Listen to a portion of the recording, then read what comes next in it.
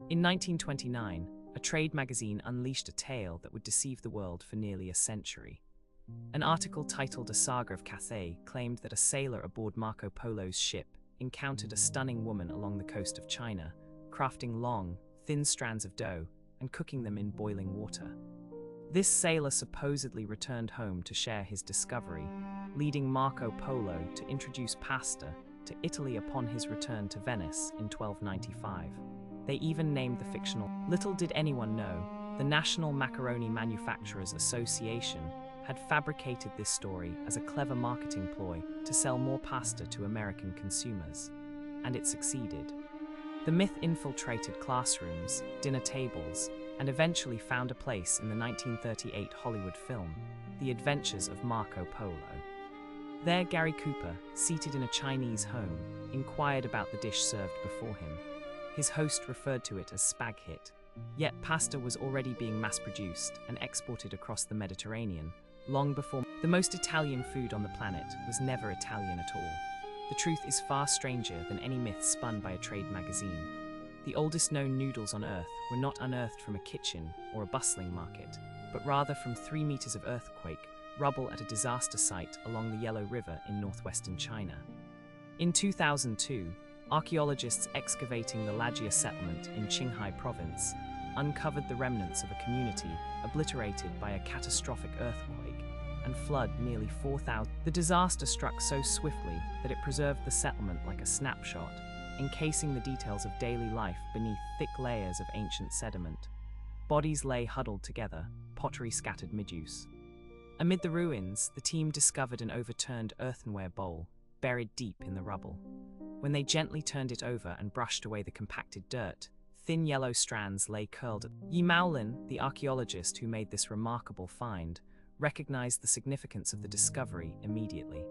He carefully returned the noodles to the bowl, sealed it to prevent contamination, and transporting the entire artifact to a laboratory in Beijing. For 2 years, the noodles awaited proper analysis, preserved in a climate-controlled facility, while researchers debated how to handle such fragile material without damaging it. In 2004, Professor Haoyuan Liu from the Institute of Geology and Geophysics at the Chinese Academy of Sciences began his examination. Using phytolith analysis and starch grain testing, Liu identified the composition of the noodles. The findings were published in the journal Nature in 2005, rewriting the narrative of food history. The noodles were made from 2 types of millet: broomcorn and foxtail, grains long cultivated in northern China. The millet flour had been ground into a fine powder, mixed with water to form a dough, and likely pulled by hand into long strands, a technique still utilized in Chinese Lamian noodles today. Radiocarbon dating placed the noodles at roughly 4,000 years old, linked to the Kijia culture that thrived along the terraces above the Yellow River. Archaeochemist Patrick McGovern described the find as extraordinary, noting the considerable skill required to create long, thin noodles. Someone in ancient China was hand-pulling noodles along the Yellow River long before the founding of Rome. But the tale takes an unexpected turn.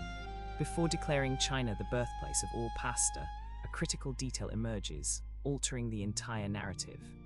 These ancient millet noodles and the pasta that would dominate Italy are, by nearly all credible accounts, entire. Chinese noodles were crafted from soft wheat and millet, while Italian pasta required durum wheat, harder and denser, packed with gluten. This unique quality gives dried pasta its structure and satisfying chew. Food historian Barbara Santich explains that ancient China had only soft wheat, making it impossible for them to create the dried pasta that could be stored and shipped. Thus, Chinese noodles did not morph into Mediterranean pasta, nor did pasta migrate from China to Italy. The conflation of these 2 distinct foods allowed the Marco Polo myth to persist unchallenged. If noodles and pasta were interchangeable, it suggested a direct link between the 2. But if they are parallel creations from different grains in different civilizations, the entire narrative. Food can arise independently in different places across time with no connection at all. Consider bread, beer, dumplings. Basic combinations of grain, water, and heat are among the simplest inventions for any hungry civilization. Multiple cultures throughout history have created similar dishes, separately, over millennia, Some historians have even sought to trace the origins of Italian pasta back to ancient Rome and the Etruscans. A relief carving from an Etruscan tomb, dating to the 4th century BCE, has been interpreted by some scholars as evidence of pasta-making equipment. Yet the evidence remains flimsy. Even if the tools were used for cooking, they likely prepared a food called testeroli, an ancient flatbread and pasta hybrid still enjoyed in parts of Tuscany and the Romans consumed something known as laganum, thin sheets of dough baked or fried, not boiled. The 1st century Roman cookbook attributed to Apicius mentions lagane as a way to lay a dough with meat and sauce, a precursor to lasagna rather than spaghetti. Baked sheets are far from the dried, boiled pasta that would later. The innovation of drying pasta for storage and transport belonged to the Arabs.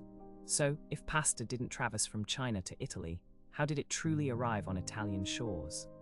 The answer lies with a trade network of merchants and conquerors often overlooked in this narrative. For centuries, Arab traders roamed the deserts of North Africa and the Middle East, navigating trade routes from Baghdad to the Mediterranean. These journeys demanded food that could withstand harsh conditions. Fresh bread staled within days, cooked grains spoiled in the heat, but dried strips of dough made from durum wheat could last for months without refrigeration. By the 9th century, Arab cooks perfected a product called itria, long, thin strands of dried dough that could be stored indefinitely and boiled whenever a meal